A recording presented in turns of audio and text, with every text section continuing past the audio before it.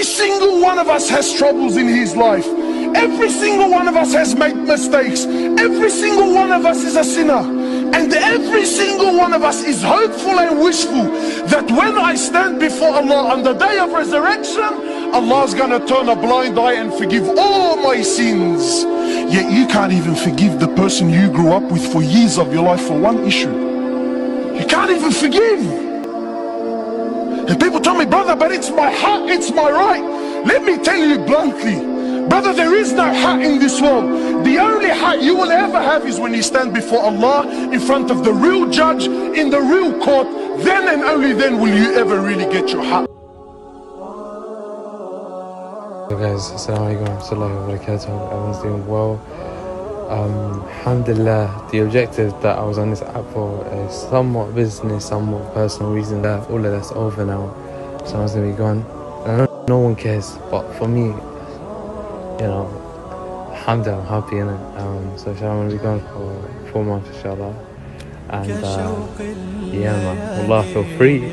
So assalamu alaikum wa rahmatullahi. Now we've started the topic of human development, and funny enough, I've been thinking of a couple of ayahs, and some of these ayahs are just so amazing, wallah. And another ayah is where Allah subhanahu wa ta'ala says, I believe in Surah Yasin,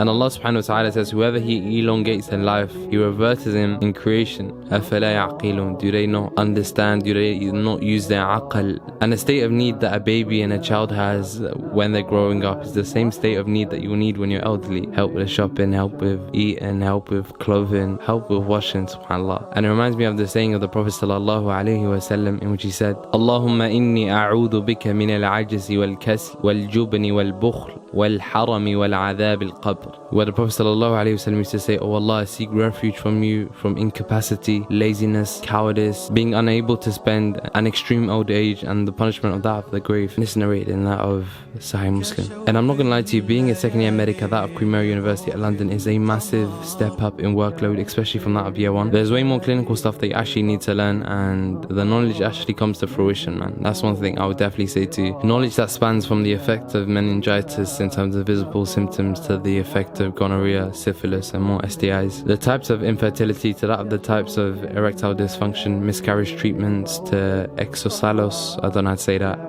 cleft palate. And sometimes, wallah, I'm not gonna lie to you, like when you're actually studying and you deep it, you know, a tear might actually drop, because you know Allah subhanahu wa ta'ala could have meant or could have ordained that these conditions were on you. And wallah, it hurts my heart, you know what I'm saying? You can even hear it in my voice as well, but you know, it gets you, definitely gets you emotional, man. I'm not gonna lie to you, you know, congenital heart abnormalities, and you realize that wallahi you were created for a purpose, man. There's so much design. How many videos do you think I've made just on the madnesses we've learned, man?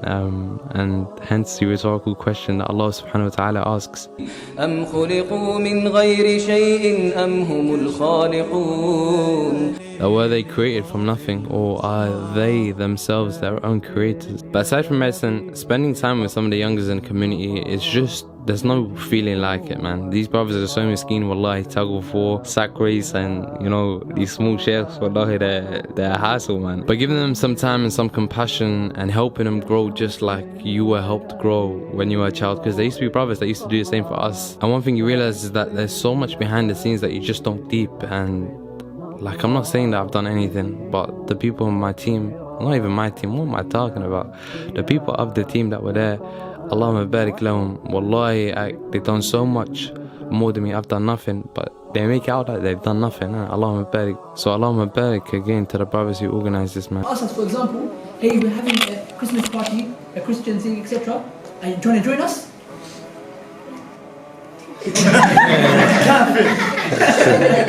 No, don't say that. You say, I'm a Muslim, I have my Eid. And over the Christmas holidays, I was essentially just looking over that of and going through Qawaid al-Arba'a by that of ARH online, because I couldn't do it in person. But qadar Allahu ma sha fa'al, I enjoyed it, and definitely beneficial to say the least. And also watching that of the Ahmad ibn Hanbal series, bro, is amazing. Allahumma barik, because there is music in there, but the ayahs and the references and the Arabic, god damn, it's amazing, man. Can't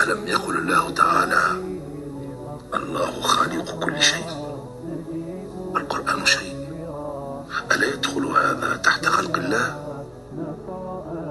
قال الله تعالى في الريح التي أهلكت قوم عاد تدمر كل شيء بأمر ربها فهل دمرت السماء والأرض؟ Also trying to keep up to date with wrestling was definitely a show, alhamdulillah, and also like shopping with a broski, hello Mubarak, and also spending time with friends that bring you closer to Allah subhanahu wa ta'ala was also another ni'mah. were the statements or the words that Khadija radiallahu anha, she said to the Prophet alayhi salatu wasalam when he first came to her after his wahi. Alhamdulillah. Then the brothers' bi-monthly talk was also another madness, you know.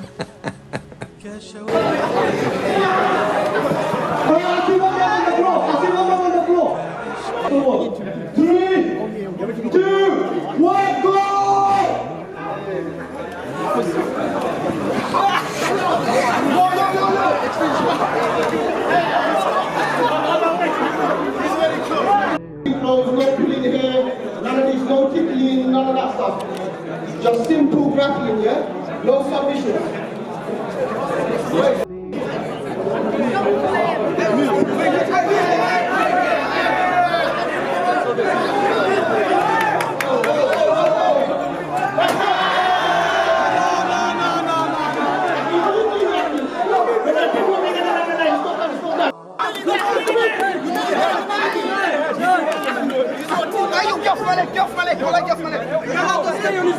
Stay on his leg, man. What's the arc, bro? What's the arc? MD!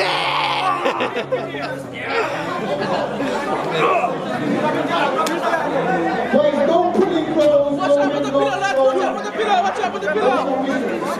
Watch out for the pillar, lads. No. What makes you think this is the cut the neck? Yes, my brother. Put your weight on him. Put your weight. Hey, go, go. Oh! You have a head kick, bro. And I'm not sure if you saw it, but the brother actually got head kicked. Wallah, crazy. إنما المؤمنون إخوة فأصلحوا بين أخويكم واتقوا الله لعلكم ترحمون يا أيها الذين آمنوا لا يسخر قوم من قوم عسى أن يكونوا خيرا منهم ولا نساء من نساء عسى أن يكن خيرا منهن ولا تلمزوا أنفسكم ولا تنابزوا بالألقاب بئس الاسم الفسوق بعد الإيمان ومن لم يتب فأولئك هم الظالمون. And in all of this, there was actually a time, alhamdulillah, where you were able, or at least I was able, to think to myself, and wallah, I'm not the most organized person, I'll be real. And going to a restaurant by yourself and eating and just thinking, you gotta fix up, you know what I'm saying? You know, everyone's probably done this. And sometimes you realize that your body has the right of you, and I feel like I'm waffling at the moment, but there is a hadith of Prophet, and I've used that a couple of times, which is narrated in Sunan Abi Dawood, where the Prophet ﷺ says, and this is in the middle of the hadith, فَإِنَّ لِأَهْلِكَ عَلَيْكَ حَقًّا وَإِنَّ لِضَيْفِكَ عَلَيْكَ حَقًّا وَإِنَّ لِنَفْسِكَ عَلَيْكَ حَقًّا. So the Prophet ﷺ says that indeed your family has a right of you, it could be your wife has a right of you, and indeed your daif, your guest has a right over you, and that yourself has a right over you. So you need to make time for yourself, you know what I'm saying? Look after yourself, health-wise, everything, you know what I'm saying? Alhamdulillah for everything, you know. Also the talk by Brother Ayman as well, it hit different, man. It hit different, Allahumma barik. But yeah, man, I feel like I've been waffling, but goddamn, you know what I'm saying? Anyway, may Allah send a dangerous wife, man. That's at the moment, wallahi, alhamdulillah, everything's good, innit? I think that's the last thing I'm sort of waiting for, innit? Alhamdulillah. Assalamu alaikum.